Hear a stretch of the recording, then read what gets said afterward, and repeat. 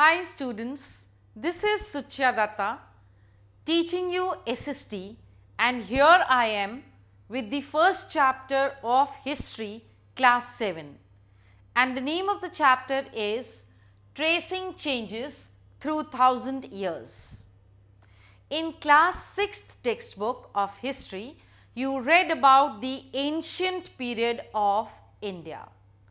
In class 7th textbook of history, you are going to read about the medieval period of history, and in class 8th you shall be reading about the British or the modern period of India.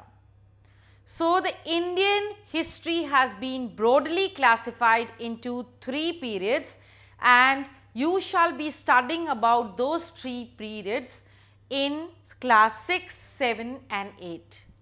So, here in class 7th, as we are doing the medieval period of history, first of all we start with 2 maps which are given in the book.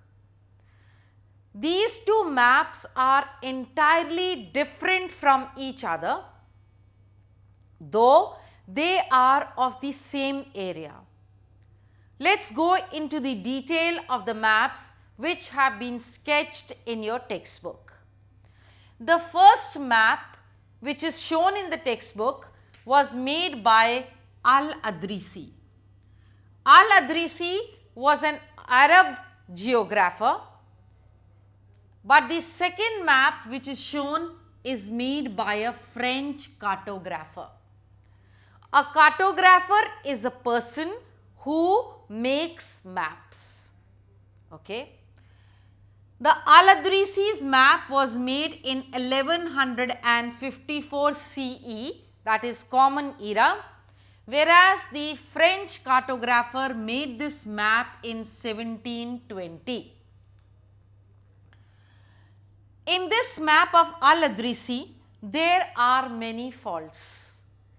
The first biggest fault that we see is that South India has been shown where North India is, and Sri Lanka has been placed, or it has been shown at the top.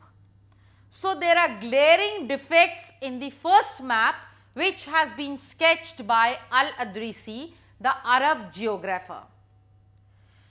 The map is made in the language Arabic, and we see the second map of the textbook seems more familiar to us. Besides, surprisingly, the coastal areas have been shown in detail. This map was used by the sailors and the merchants to know their routes.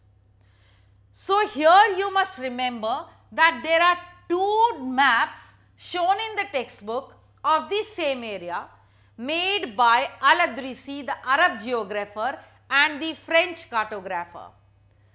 The basic difference which has come, that is from being a faulty map towards the correct form of map, is because the period had changed dramatically. By now the people had known much about the science of making map, and also they knew about the world in detail.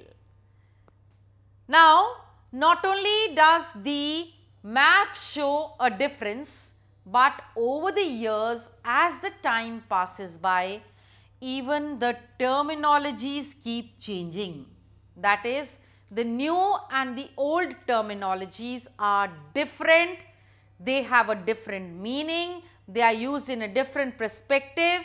And here we see, especially we are talking of that the medieval Persian is different from the modern Persian. So, the language also undergoes change with the change in time. And I shall be talking about the differences in the terminologies which have occurred time and now in the next clipping.